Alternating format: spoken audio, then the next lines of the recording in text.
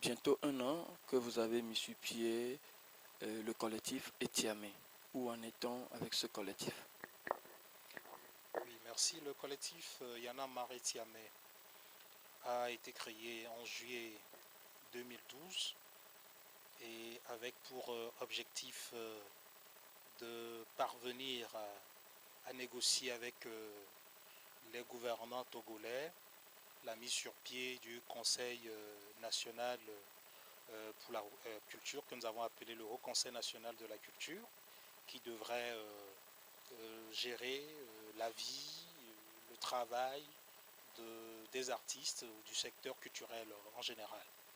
Et on était nombreux au départ, mais force a été de constater que certains étaient là juste parce qu'ils croyaient que c'était une organisation d'autopromotion ou d'opportunité.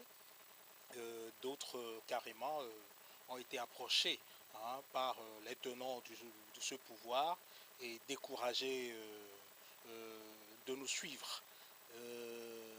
Je pense que aujourd'hui, les rares artistes ou le peu d'artistes engagés, convaincus, qui continuent la lutte,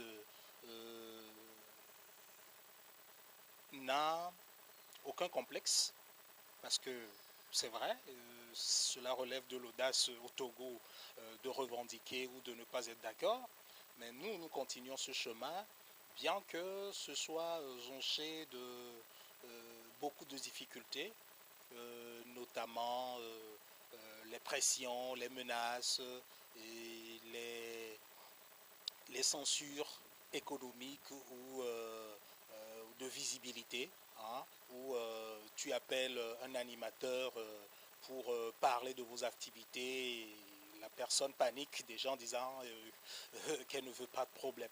Voilà un peu le système au Togo, mais le chemin, nous ne l'imaginons pas quand même facile.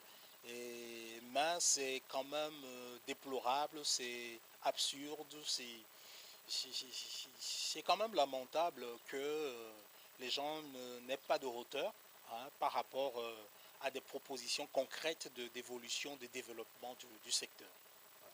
Oui, quelles sont les raisons fondamentales qui freinent un tout petit peu le collectif?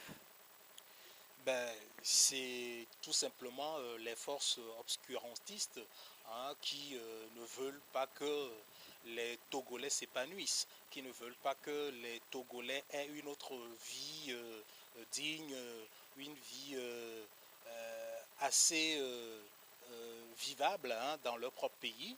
Et je pense que cela relève de cette stratégie d'appauvrir les gens pour pouvoir les maintenir en dormance, les maintenir dans un état de servitude, les affamer pour que peut-être ils soient tout simplement des griots de la République, comme on voit certains artistes, beaucoup d'artistes aujourd'hui ramper dans les couloirs de la présidence, qui font le salam alek pour avoir de l'argent et qui sont donc ceux-là qui ont accès aux grands sponsors des sociétés en place, qui sont ceux-là qui sont adulés par une certaine frange de population, c'est-à-dire des gens, les nantis du pouvoir. Et nous, ça nous fait rigoler parce que nous, notre lutte, c'est pour une politique culturelle qui puisse élever le pays, qui puisse permettre au pays d'avoir une fenêtre sur l'extérieur et que le pays puisse se vendre. Et de par donc la culture, les autres secteurs aussi, donc pour booster vraiment l'économie. Et la culture ou bien le développement culturel, ce n'est pas de pouvoir aller chercher de l'argent à la présidence pour payer son loyer ou payer une voiture et puis faire la java à Lomé. Non, c'est permettre à ce que le secteur puisse se développer, qu'il y ait des structures viables permettant donc à des générations et des générations donc de pouvoir s'exprimer, de pouvoir explorer leurs talents, de pouvoir les exporter et de permettre à ce que donc le pays ait une visibilité économique. Voilà un peu le but du collectif Yana Mar Etiamé, mais qui n'est pas compris par le pouvoir.